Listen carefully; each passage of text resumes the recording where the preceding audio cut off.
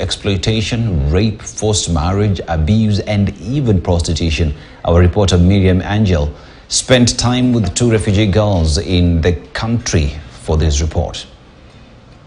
No one anticipates war. It's probably the one thing that we all dread. So many families have been separated by the outbreak of war.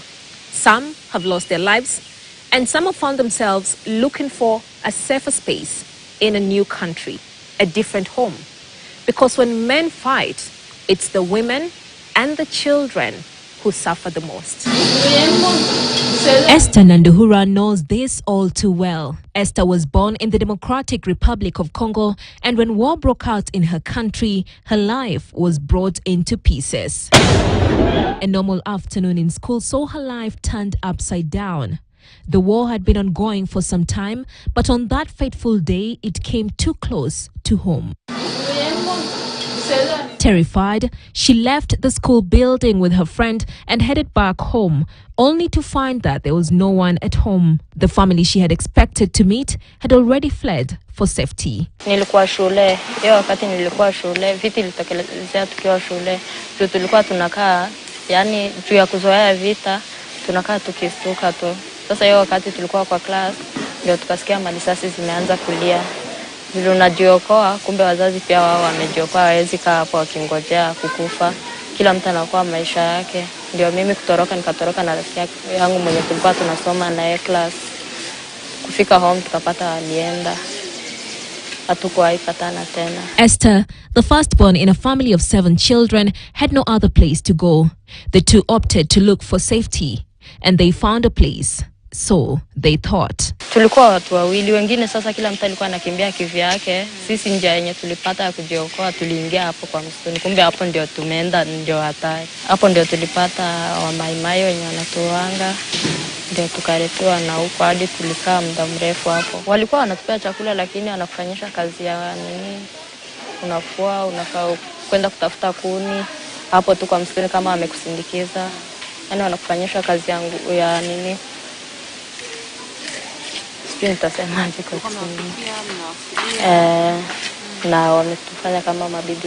The war saved them from that ordeal. The assailants in the forest had to seek cover.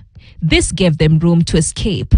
Traumatized by the experience, they moved from Congo to Uganda, eventually getting to Kenya in 2016.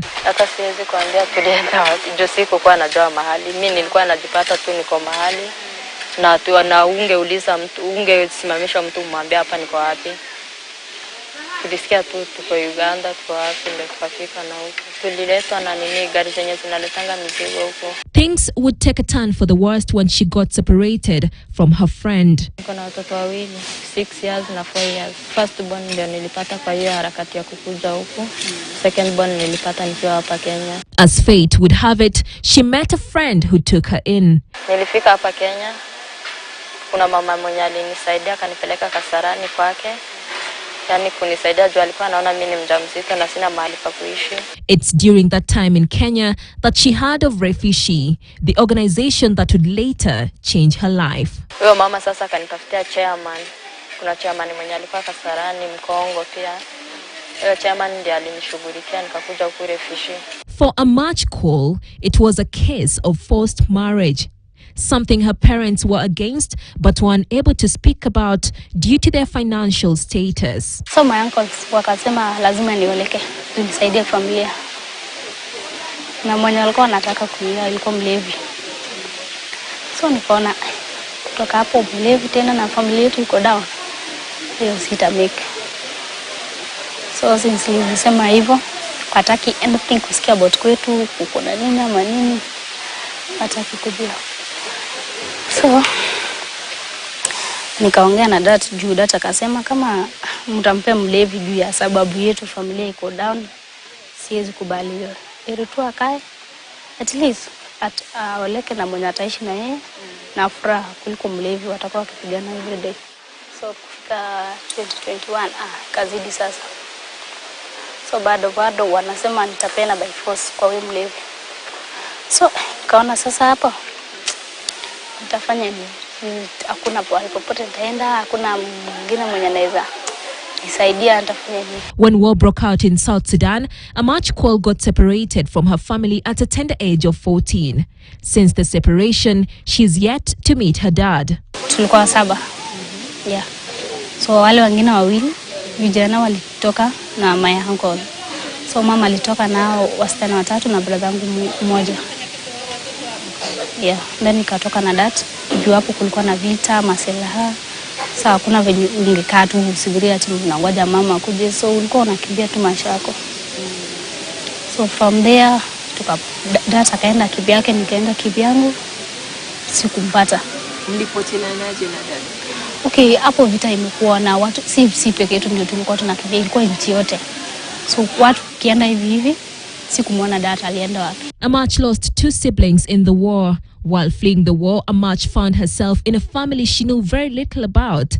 This family would later on become a hindrance to her family reunion. Nikakutana na mama mwingine na ako na watoto 3, so akamchukua akaniambia badala ubaki hapo acha tuende na wewe, tutatafuta familia yako huko mbeleni. Tukaenda na huyo mama. Kufika Juba alikuwa na brother yake hilo, so akaniacha pale na akaenda na watoto wake. Nikabaki kwa huyo mtu na bibi yake. So hapo nikakaa. Ovyo sasa bado uko na stress, sijui familia yako wote wako wapi, wako hai, wameuliwa. So hapo nikakutana na jirani wetu wa ushago kitambo. So akaniambia anajua penye familia yangu wako, anajua penye mama yako but ajui dad. Nikamwambia ni sawa, kama unajua si utaniconnect nao. Na hapo bado nilikuwa mtoto. So huyo akakuja akaongea na mama, juu alikuwa kama na familia yake. Akaongea na mama, mama kama brother yangu mkubwa akaenda pale South Sudan. So kufika huko akaongea na huyo baba ati atanirudisha home. Watu huyo walikataa kabisa. Akasema siwezi amini kama huyo ni familia yenu. So evidence ziko wapi? As the war advanced, the economic situation in South Sudan worsened. The financial situation deteriorated. Her uncles kept insisting on an arranged marriage. Her options were to get married to an alcoholic or a blind man. She opted for the latter. So kufika 2021 kazidi sasa. So bado wanasema nitapenda by force kwa wewe mlevi. So kaona sasa hapa nitafanya nini? Hakuna popote nitaenda, hakuna mwingine mwenye anaweza nisaidia, nitafanya nini? To escape her uncle's insistence, she fled to Kenya. Now I'm married. Na huyo sasa mwenye mwenyewe kwa sasa is a blind. Yeah. That one is a blind. So niliona badala ya mlevi na blind, which one is when at least tunaweza pelekana kwa maisha. They say where there is a will, there is a way. Esther and Amach found themselves in a new country, living a life they never imagined, and with new people they can call family. At the refugee center, it's more than a family. They get to learn and hone their skills. Here, they also get to interact with other girls from war-torn countries. Kenya kuna amani na kukaa hapa refugee. Refugee ni kama wazazi wetu, wenye hawana wazazi. Refugee ni kama wazazi wetu, juu tukiwa na shida, unaenda unamwambia, kila mtu ako na kesi wake. Unaenda unaambia kesi wako kama mwenye anaongea na mzazi wake. Unaenda unamwambia shida yako na wanatatua. Okay, refugee wamenisaidia sana. Juu wamenipea education, at least sai nasoma. Nikimaliza kusoma nitapata kazi, at least niende kunje nifanye kazi yangu. Atakuwa amenisaidia sana kwa maisha. Asked if they wish to go back to their home country, they both said no. Okay, si mbaya kurudi pale, but maybe nikienda ni do that, but nirudi back there. Hapo niendelea nini chenye nafanya sai. With the help of the Kenya Red Cross, Refugee also helps reunite the girls with their lost family members. So usually if a girl is interested, say, to find a family, say they came in to Kenya unaccompanied or separated during the journey of flee from their country of asylum. So we work with Kenya Red Cross, they assist us in tracing. So we've had very successful family reunification processes. One of the effects of war is trauma, and Refugee offers crucial interventions to many girls that pass through their hands. We have individual counseling. There are those that do one-on-one counseling, especially if the therapist has found out that this particular girl has some, some deep issues or something traumatizing happened on the way. Esther dreams to become a designer one day. Amach hopes to one day own and run a beauty salon and train other girls. Nataka kuwa designer, fashion designer wa nguo. My dream is nataka bado niendelea na kazi yenye nimefanya huko. Nikuwe na shop yangu kubwa, yani yenye watu watakuwa nakuja wanashona pale, nikuwe na my salon, nikutengeneza watu pale. Yeah, at least nisaidie wengine pia kwa maisha, because maisha is not easy. Tuko na wengine huko nje wanataka usaidizi but hawana. Once in a while, Amach sends money home. This is probably not how they saw things